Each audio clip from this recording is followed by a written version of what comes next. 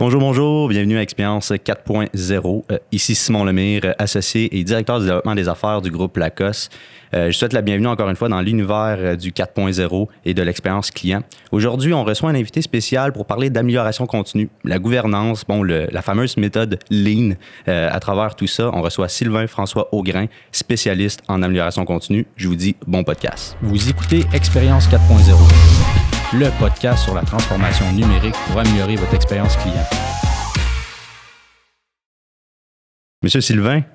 Bonjour. Bonjour. Merci de faire partie justement de cet univers 4.0-là dans notre fameux balado Expérience 4.0. Merci de prendre le temps avec moi aujourd'hui. Merci de m'inviter, Simon. Ça fait plaisir. Oui, honnêtement, merci encore. C'est super cool d'avoir justement cette occasion-là de parler ensemble. Là, ça fait un petit bout qu'on s'est rencontrés. Avant la pandémie, on a eu la chance de faire quelques 100 cassettes et de parler justement de ton background et ton expertise là, dans le domaine manufacturier d'ailleurs là, qu'on va parler aujourd'hui. Rentrons un peu dans le vif du sujet. Aujourd'hui, on parle d'amélioration continue. On parle de la gouvernance à travers les processus d'amélioration avec la fameuse méthode Lean qu'on va potentiellement discuter aussi aujourd'hui. Qu'est-ce qui t'amène à être un spécialiste d'amélioration continue et de jaser ensemble aujourd'hui? Ton background, ton expertise, de où ça vient, Sylvain? Introduis-toi à notre audience. Oui, salut. Donc, Sylvain François Augrain. Donc, au départ, ça part de ma formation en génie industriel, donc en France. Donc, j'ai pu après commencer en tant qu'ingénieur dans différentes entreprises en France, en qualité, puis aussi en amélioration des processus. Mm-hmm. Et puis, après, je suis venu au Québec il y a à peu près 9 ans. Là aussi, j'ai pu travailler en tant qu'employé dans différentes entreprises, différentes industries, en électronique, par exemple, aussi en construction aussi.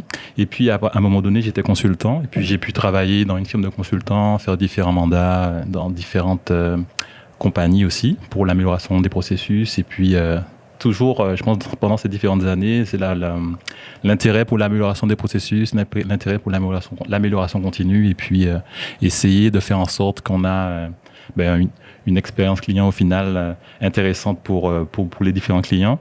Puis c'est un peu ça, là, finalement, là, le background, assez rapidement, on va dire. Oui, parce que tu as quand même un gros bagage. Là. Moi, j'ai regardé ça pas mal. Sur LinkedIn, on peut voir tes certifications. Donc, tu es détenteur aussi d'une ceinture verte, Six Sigma, right? Oui, tout à fait. Donc, c'est le point de départ, on va dire, pour tout ce qui est Lean. Donc, pour avoir une bonne compréhension, finalement, de comment, d'où c'est venu, finalement, et puis des méthodes et des outils qu'on peut mettre en place en suivant une méthode Lean, donc d'amélioration. Donc, on aura le temps sûrement de reparler un petit peu tout à l'heure de l'historique un peu du Lean. Carrément. Mais c'est vrai que c'est des méthodes intéressantes qu'on peut mettre en place qui vont faire gagner beaucoup de choses au niveau de l'entreprise, au niveau de l'organisation, des processus. Donc, c'est ça. Puis, je donne quelques exemples là, pour bien comprendre, puis on plongera directement dans le sujet. Mais tout ce qui est architecture, ingénierie des processus, l'optimisation des processus, c'est ce que tu fais. Là, j'ai pris quelques notes, mais développer aussi des solutions d'affaires pour mesurer les processus de gestion aussi, c'est des choses que tu fais dans ton quotidien. C'est là-dessus, en fait, qu'on base de Lean. Non, c'est super intéressant. Donc, pour ceux qui nous écoutent d'ailleurs, j'invite là, à taper là, Sylvain François Augrain sur LinkedIn et de connecter avec lui tout simplement parce qu'il y a un bagage immense. Puis aussi, tu fais des certifications, du moins, tu es accrédité auditeur pour faire des certifications ISO 9001. Oui, c'est ça. Oui, j'ai eu l'occasion d'implanter pas mal de systèmes ISO 9001 en qualité aussi, en 14001 aussi en environnement, par exemple, okay, dans différentes entreprises, souvent des PME. Donc vraiment, et puis avec une vision d'architecture de processus. Donc pas seulement avoir une certification, mais vraiment revoir tous les processus d'affaires de l'entreprise et essayer aussi de faire une réingénierie des processus pour améliorer toutes les possibilités là-dessus, mettre des indicateurs de performance sur les processus, pouvoir se mesurer, pour pouvoir réussir à faire cette fameuse amélioration et puis se mettre aussi dans une dynamique d'amélioration continue, donc aussi travailler sur la gouvernance, la compréhension effectivement de ce que c'est que l'amélioration continue finalement. Rentrons direct dedans. Là, je trouve ça super intéressant. L'amélioration continue, c'est un terme on entend quand même beaucoup. Il y a un historique, puis je vais te laisser enchaîner sur cet historique-là de où ça vient l'amélioration continue, où ça vient le fameux Lean, on parle du Six Sigma. Tu sais, c'est quoi? C'est quoi l'amélioration continue? Puis qu'est-ce qui fait en sorte que c'est encore plus le nerf de la guerre présentement chez nos entreprises? Bon, manufacturiers, oui, en effet, ça c'est un secteur d'activité, mais pour toutes les entreprises, c'est important. Fait que de où ça vient, tout ça, l'amélioration continue, puis c'est quoi? Oui, c'est ça. L'amélioration continue, il y a eu beaucoup d'acteurs au cours du 20e siècle et jusqu'à maintenant. Ça a commencé, des acteurs que je trouve importants, là, donc le taylorisme et le fordisme au début du 20e siècle. Donc là, on a le travail donc, à la chaîne, aussi l'étude scientifique du travail avec le taylorisme. Ensuite, on a la venue de Toyota dans les années 1930, 1937, la création de Toyota, avec des méthodes vraiment innovantes comme le Jidoka, donc par exemple le fait de réussir à travailler sur plusieurs machines en même temps, que la machine s'arrête toute seule quand il y a des erreurs. Comme ça, on minimise les risques d'erreur à ce niveau-là. On minimise les rejets, effectivement, de production. Après, on a la guerre qui est arrivée. Donc, et bien après, on a eu des gens comme Deming, des statisticiens américains intéressants qui sont allés au Japon, qui ont travaillé sur ces méthodes-là. Toyota a monté aussi en intérêt à l'international, puisqu'on voyait vraiment que c'était une entreprise qui donnait beaucoup de valeur ajoutée. Ensuite, on a un acteur aussi important que je trouve, c'est Masaaki Imai, qui amène le concept de Kaizen dans les années 80. Okay. Donc, c'est vraiment l'amélioration continue. Kaizen, ça veut dire bon changement. Donc, on peut traduire ça en amélioration continue. Okay. Et puis, on a aussi aux États-Unis l'arrivée du Lean dans les années 90, avec le livre The Machine That Changed the World du MIT, inspiré aussi des méthodes Toyota. Dans les années 2000, on a le courant agile aussi, qui pour moi est une continuité de la façon de voir le lean. On a le lean en santé qui s'est organisé, parce qu'au début c'était beaucoup manufacturier, mais après ça s'est démocratisé dans d'autres secteurs. Ça s'applique partout au final, puis ça date pas comme juste d'hier, là, ça date de quand même il y a longtemps. On parle quand même début 1920, 1937, c'est expliqué avec ton exemple de Toyota. Fait que c'est l'amélioration continue, ça fait longtemps que les entreprises ont peaufiné une certaine approche pour amener aujourd'hui, là tu as parlé du lean de agile, donc ça nous a amené à utiliser ces mots-là, puis à potentiellement être encore plus opérationnel à ce niveau-là. Tout à fait. Et puis les nouveaux défis, donc maintenant on va parler du lean en informatique, de lean expérience client, toute une série d'outils et puis une approche assez intégrée, puisque maintenant on va vraiment dans la transformation digitale, donc l'entreprise digitale va vraiment être axée là-dessus, dans l'amélioration continue avec ses différents outils, et puis réussir à intégrer la technologie au maximum pour avoir le maximum de retour sur investissement aussi, finalement, et puis une meilleure satisfaction client, une meilleure on va dire performance interne, organisation, qui fait qu'on devient leader un peu dans l'organisation. C'est intéressant parce que souvent, puis corrige-moi parce que t'es encore plus dans le milieu, là, mais nous autres aussi chez Groupe Lacoste, puis on a fait moi j'ai fait beaucoup de recherches de mon côté. Le lean puis l'amélioration continue, c'est pas juste la chaîne de production. C'est pas juste, en fait, c'est tous les processus de gestion d'une entreprise au grand complet, qui comprend aussi une partie de l'expérience client, puis on reviendra un peu plus tard, mais ça comprend de tout. Après, ça peut être un peu difficile de par où on commence, là, parce on veut peut-être s'acharner sur tout améliorer, mais on peut pas. Fait que c'est de cibler certaines priorités et tout, puis on pourra en discuter un peu de qu'est-ce qui nous amène à bâtir des étapes, cibler les priorités, cibler un peu les points critiques et non critiques d'une certaine entreprise pour être capable de voir où est-ce qu'on met nos efforts, là, tout simplement. Tout à fait, la méthodologie, et puis notamment, par exemple, quand on parlait de ceinture verte, on a une méthodologie là-dessus, donc de priorisation des projets d'amélioration. Effectivement, ceux qui vont donner le plus de valeur ajoutée par rapport en termes d'efforts. Et puis, c'est ça, les processus ne sont pas forcément que ceux de production. Et effectivement, comme tu dis, si on a une problématique de vente qu'on n'arrive pas à, par exemple, transformer les prospects plus rapidement, peut-être c'est ce processus-là qu'on va cibler, ou si c'est des problèmes de livraison, on livre pas à temps, on n'a pas les bons intermédiaires pour faire nos livraisons, peut-être qu'on va revoir ce processus-là et puis essayer de l'optimiser. Donc c'est vraiment une étude globale de l'architecture de tous les processus d'organisation qui va être importante. C'est intéressant. Puis quand est-ce que toi, tu considères que l'automatisation vient faire un point important? Est-ce que tu recommandes souvent l'automatisation au jour 1, où évidemment, il faut suivre cette procédure-là quand même, du moins les processus dans la méthodologie de travail, il y a des choses peut-être qui peuvent être corrigées qui ne touchent pas nécessairement à l'automatisation? Oui, c'est ça. C'est vrai que l'automatisation, ça va être intéressant si on voit vraiment de la valeur ajoutée là-dessus. C'est vrai que ça arrive assez souvent, mais il faut quand même faire l'analyse, prendre le temps, donc ça peut être quelques semaines ou mois d'analyse, s'assurer d'avoir bien ciblé les problématiques. Où est-ce que ça... Parce que des fois, on peut avoir des solutions qui sont assez faciles. J'ai un exemple en tête là. Par exemple, il y avait une compagnie qui avait un intervenant qui avait beaucoup de formulaires à remplir, qui transmettait à un autre service. Ouais. Et puis, on venait tout de suite avec la solution qui était finalement, ah oui, il faut des formulaires automatisés pour qu'il puisse saisir tous ces formulaires, il a trop de formulaires et tout. Mais en fait, quand on a bien analysé le problème, finalement, c'était...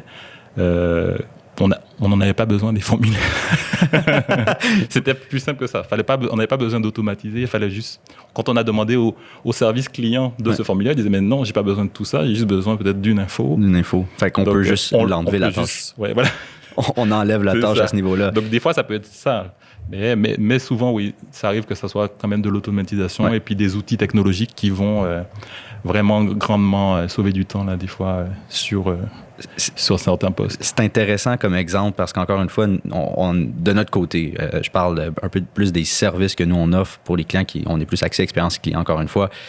On cartographie beaucoup le parcours du consommateur, c'est le parcours de l'acheteur moderne, que ce soit évidemment des entreprises B2B, donc qui vendent à d'autres entreprises. Le processus de vente, du moins le parcours de l'acheteur est particulier. Puis oui, son parcours, ça c'est d'un point de vue extérieur, mais après à l'interne, tu as parlé des fameux formulaires ou du moins les tâches qu'on doit faire à ce niveau-là, quelle documentation qu'on doit envoyer pour faire signer ou quelle information on doit aller chercher de notre acheteur avant de le faire convertir, peu importe. À ce niveau-là, c'est souvent des tâches qui prennent beaucoup de temps, puis on veut ultimement les minimiser en cartographiant justement le tout, posant les bonnes questions. On peut remarquer souvent qu'on peut juste enlever une simple tâche. Et pas penser tout de suite à l'automatisation. Fait que je trouve ça quand même pertinent d'en parler parce que c'est vrai, à la place de tout commencer à penser telle technologie va être utile pour ça, bien peut-être que la tâche, elle n'est tout simplement pas utile. Là. C'est ça. C'est pour ça que la cartographie était intéressante de voir les différentes étapes et puis de visuellement se dire pourquoi on fait ça, re-questionner un peu là, les éléments, avoir une bonne vision de ces processus en général. Là. Intéressant. Tu me permets, je saute un peu au prochain point qui est qu'est-ce qui est important? Qu'est-ce qui est le plus important dans une démarche d'amélioration continue? Tu m'as sorti deux mots extrêmement importants. On parle de mesurer et on parle aussi de gouvernance, le mindset, l'état d'esprit. C'est ça, tout à fait. Pourquoi c'est le plus important selon toi à ce niveau-là? En commençant par la gouvernance et puis l'état d'esprit, c'est la clé parce que si on n'a pas une organisation qui est alignée vers un objectif commun, on aura du mal à atteindre tous nos objectifs stratégiques, puisque en fait la direction aura ses idées sur peut-être les opérations auront peut-être d'autres idées. Donc s'il n'y a pas une communication et puis vraiment un alignement, et puis il y a une méthodologie dont je sais pas, on n'a peut-être pas parlé là, qui est spécifique là, dans le Lean qu'on appelle Oshinkanri, qui est un outil aussi d'alignement stratégique. Okay. Donc on a vraiment un gain là-dessus, là, si tout le monde est aligné, si tout le monde rame dans le même sens finalement, parce que des fois on a l'impression qu'on rame dans le bon sens, mais on ne sait même pas des fois qu'on est à contresens de la stratégie de l'entreprise. Donc il y a toute une communication, tout un alignement et puis tout un changement aussi d'état d'esprit. Et puis le côté mesure aussi, parce que en fait, quand on a une planification stratégique, il faut avoir des objectifs à chaque niveau, à chaque palier organisationnel. Donc la direction, les différents services doivent avoir leurs objectifs alignés sur la direction. Et puis il faut que ça communique aussi. Donc il faut qu'il y ait des retours on va dire du bas vers le haut aussi, pour les ajustements. Dire voilà, s'il y a des choses qui ne sont pas possibles, il faut réaligner la stratégie finalement d'entreprise. Donc la gouvernance, c'est là où on a tout à gagner finalement, parce que tout le monde saura vers où on va. Quelle est ma contribution, moi, dans mon service pour ce grand objectif.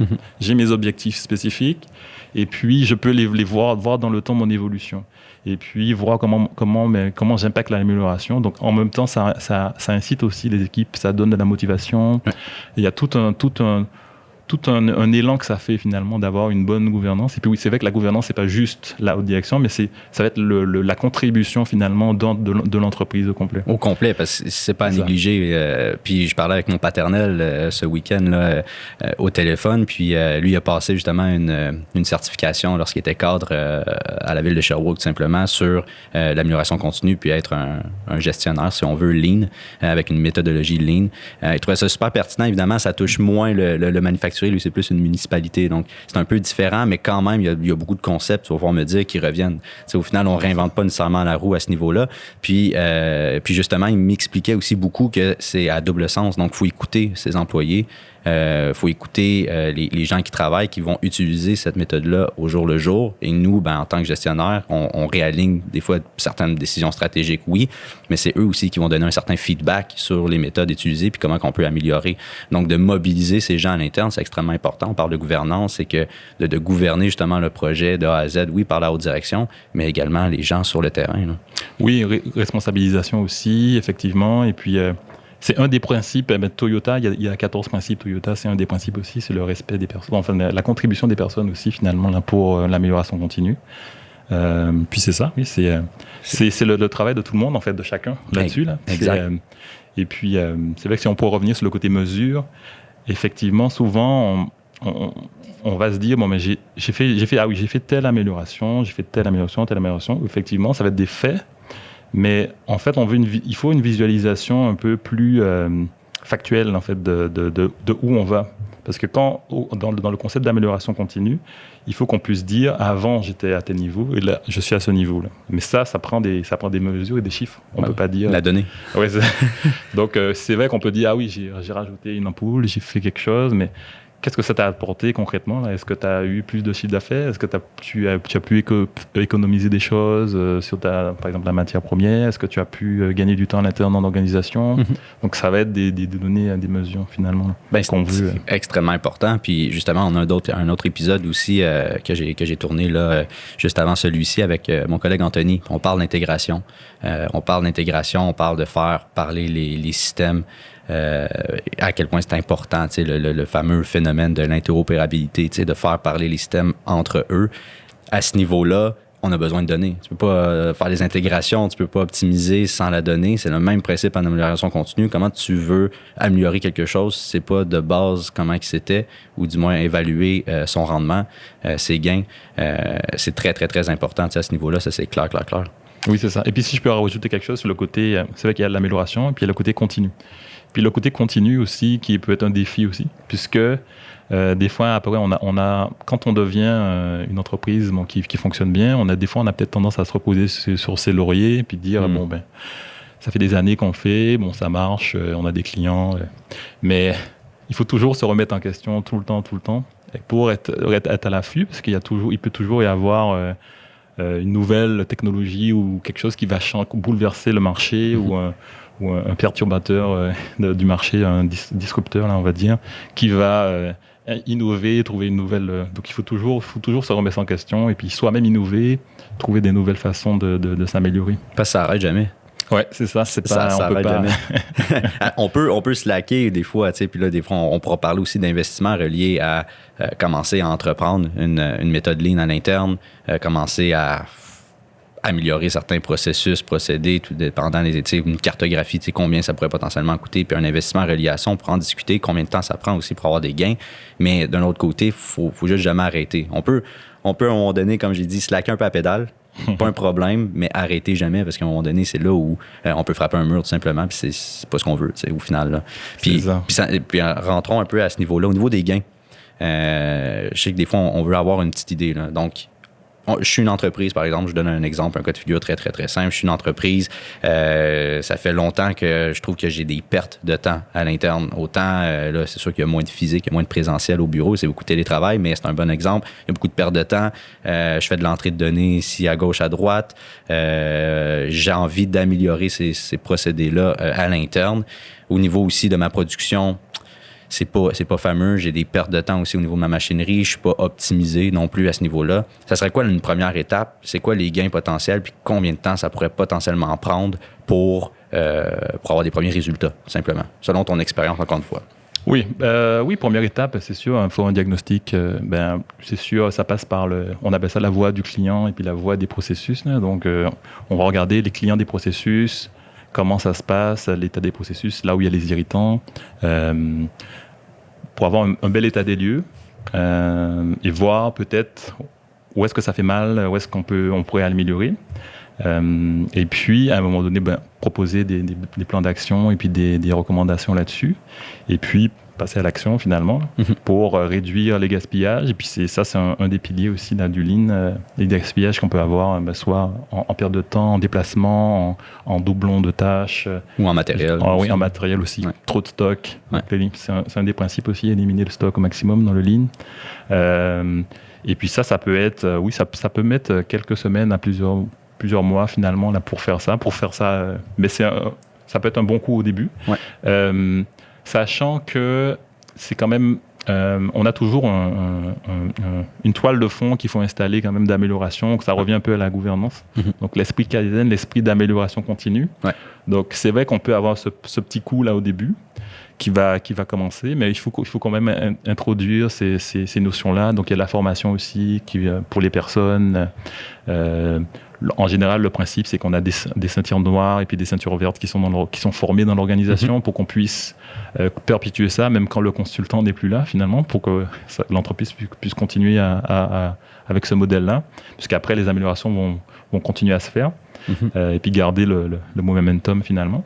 Mais c'est un bon point ce que tu dis, Sylvain, excuse, mais de former les gens aussi à l'interne pour employer la méthode. C'est pas juste le consultant qui rentre, qui ressort, puis on a eu un changement, parce que comme on l'a dit, c'est en continu, donc il faut avoir quand même des ambassadeurs du Lean à l'interne de l'entreprise. Un peu comme quand je disais, je jasais avec mon paternel en fin de semaine. Lui, il s'est fait former à l'interne pour mettre en place certaines procédures puis qu'il puisse après découler ça sur le prochain qui a pris sa place en tant que cadre, etc. Donc, je trouve ça pertinent quand même à pas négliger comme point aussi de penser à ça.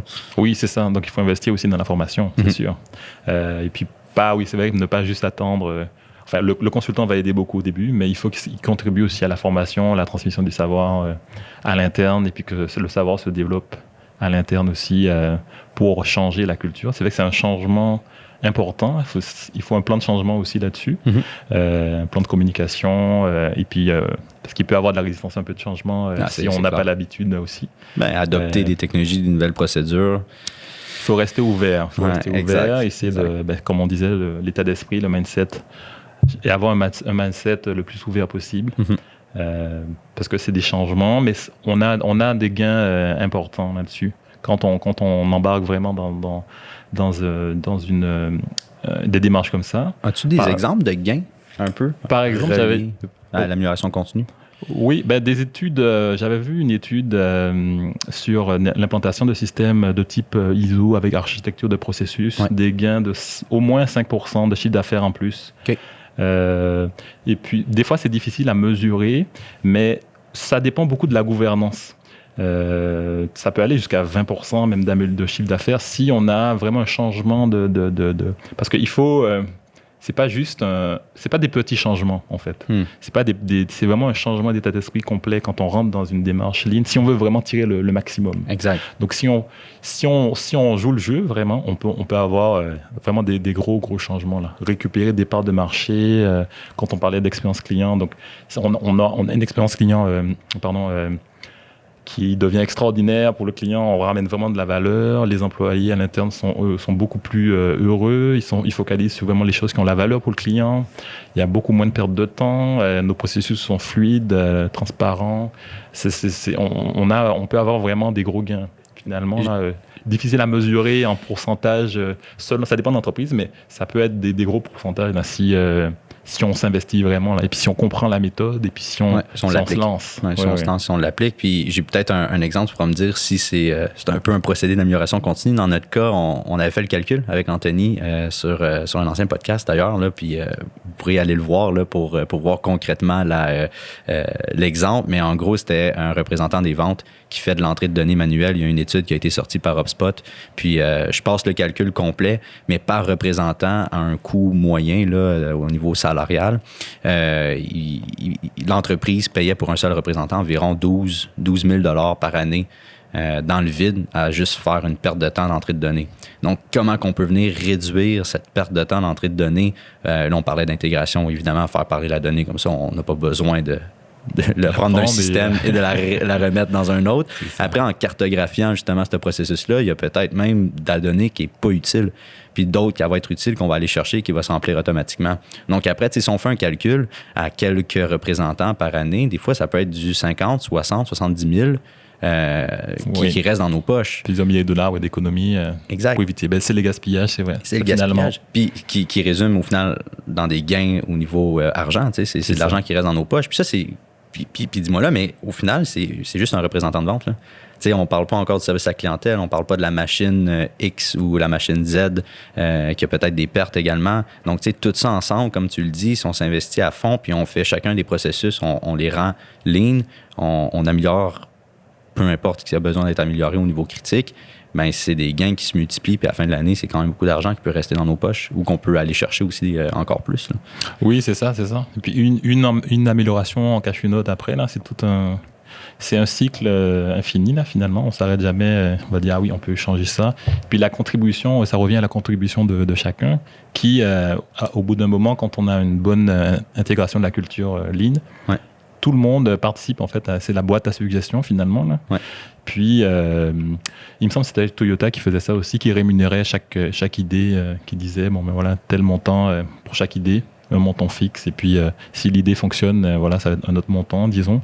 Puis, comme ça, ça incitait tout le monde à participer. Puis c'est un peu ça l'idée. C'est tout le monde... tout le monde doit être impliqué. À n'importe quel endroit dans l'entreprise peut...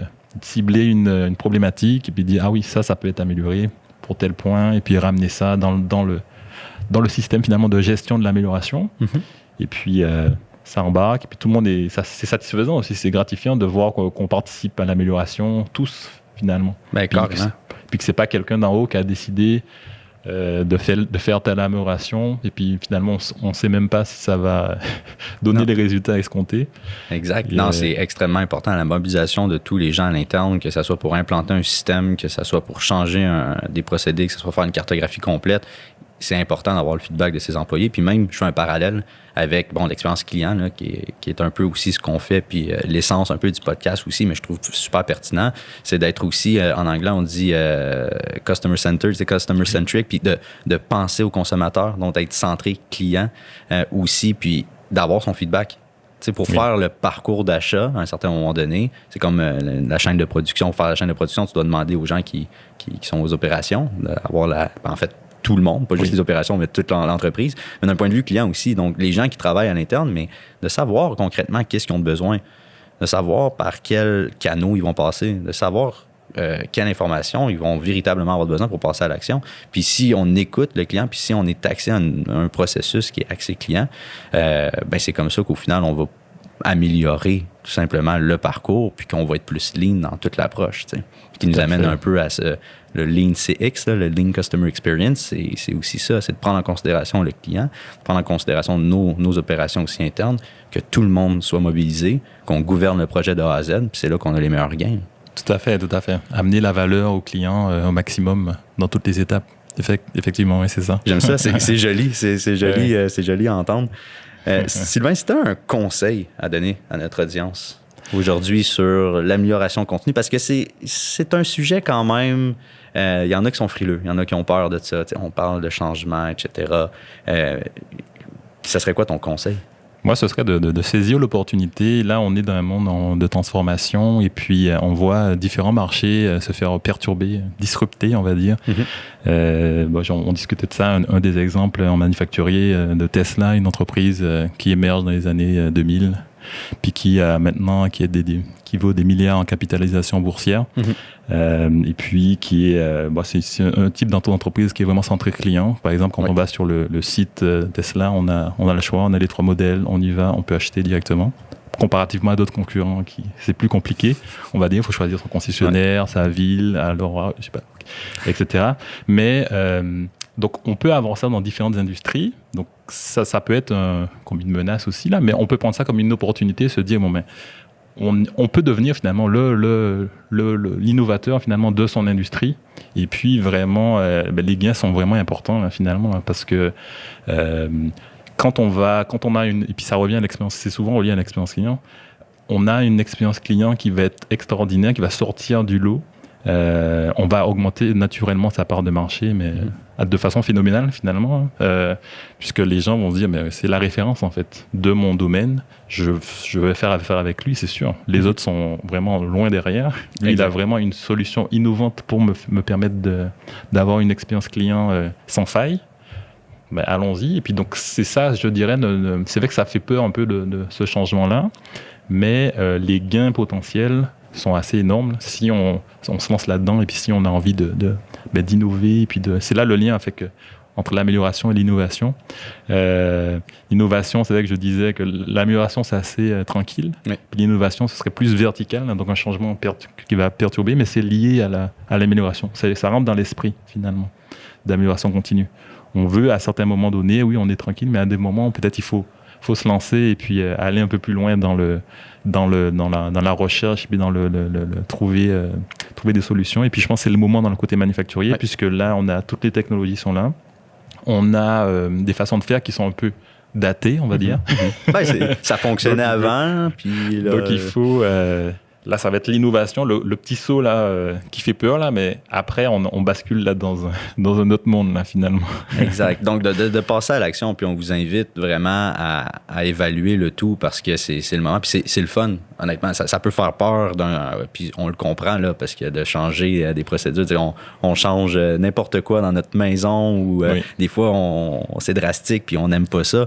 Mais c'est notre bébé, souvent, nos entreprises, puis on n'a pas envie, puis ça fonctionne bien, mais à un moment donné, ça fonctionne plus bien, puis on vous invite à du moins regarder, parce que c'est trippant de commencer à améliorer certaines procédures. Tu sais, c'est le fun de voir qu'on a moins de perte de temps. C'est le fun, au lieu de faire 3-4 détours pour aller faire mon café le matin, mais je l'ai à côté de moi, puis je suis capable de sauver à peu près une semaine complète dans mon année de temps matériel à ce niveau-là. Ben oui, tu sais, puis c'est des exemples banals à ce niveau-là, mais c'est pertinent. C'est comme ça dans chacun des processus de gestion de l'entreprise. Il y a de la perte de temps inutile que souvent on ne remarquera jamais. Donc, on vous invite à cartographier la chose. Faites appel à des experts. Faites le travail, même de votre côté. Puis commencez à améliorer ces procédures-là.